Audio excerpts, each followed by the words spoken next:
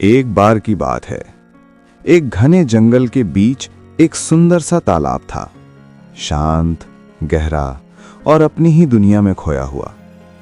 उस तालाब के किनारे 3 दोस्त रहते थे, एक मेंढक, एक बंदर और एक हंस। तीनों की दुनिया बिल्कुल अलग थी। मेंढक पानी में रहता, छोटी छोटी छलांग लगाता, जैसे हर छलांग में वो खुद को साबित करना चाहता हो। बंदर पेड़ों पर चढ़ता, फुर्ती से इधर उधर कूदका, जैसे उसे किसी चीज की कमी ही न हो। और हंस, वो शांत पानी पर तैरता, उसकी हर चाल में एक अजीब सा सुकून था, जैसे उसे खुद पर पूरा भरोसा हो। शुरू में तीनों अच्छे दोस्त थे, हंसी थी, खेल था, अपनापन था। लेकिन धीरे धीरे मेंढक के मन में एक छोटी सी दरार पड़ने लगी, तुलना की। जब भी वो बंदर को पेड़ों पर उछलते कूदते देखता, उसका दिल हल्का सा बैठ जाता। काश मैं भी ऐसा कर पाता, मैं कितना छोटा हूं। जब वो हंस को पानी पर आराम से तैरते देखता, उसकी नजर खुद पर चली जाती। देखो इसे, कितना सुंदर है, सब इसे पसंद करते हैं, और मैं? हर दिन हर पल वो खुद को दूसरों के सामने खड़ा करके देखने लगा, और हर बार खुद ही हार जाता।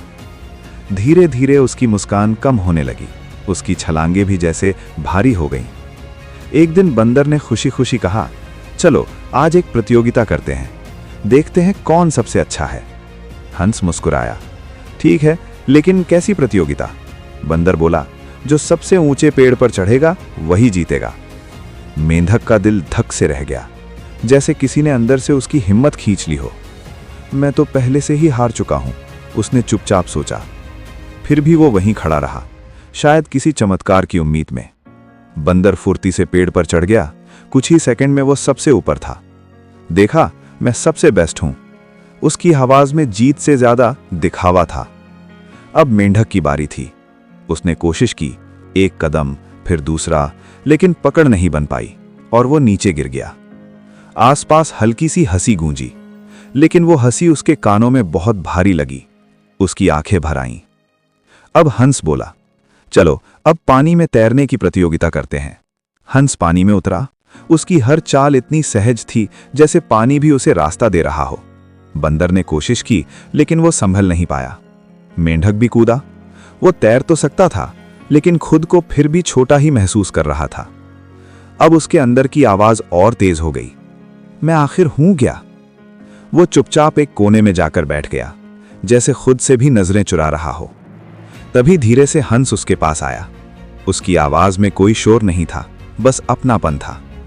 तुम इतने परेशान क्यों हो? मेंढक ने धीमे से कहा, क्योंकि मैं किसी जैसा भी अच्छा नहीं हूं। इतने में बंदर भी वहां आ गया। इस बार उसकी आंखों में वो चमक नहीं थी। वो बोला, लेकिन तुम वो कर सकते हो जो हम नहीं कर सकते। मेंढक ने पहली बार सिर उठाकर देखा। क्या? बंदर बोला, तुम पानी में भी रह सकते हो और जमीन पर भी। तुम दोनों दुनिया के बीच का पुल हो। हंस मुस्कुराया, और तुम्हारी छलांग वो हमारी किसी भी कला से कम नहीं है, बस तुमने खुद को कभी उस नजर से देखा ही नहीं। मेंढक चुप हो गया, जैसे अंदर कुछ पहली बार शांत हुआ हो। पहली बार उसने खुद को दूसरों की नजर से नहीं, अपनी नजर से देखने की कोशिश की। उसने धीरे से एक छलांग लगाई, फिर दूसरी, फिर तीसरी।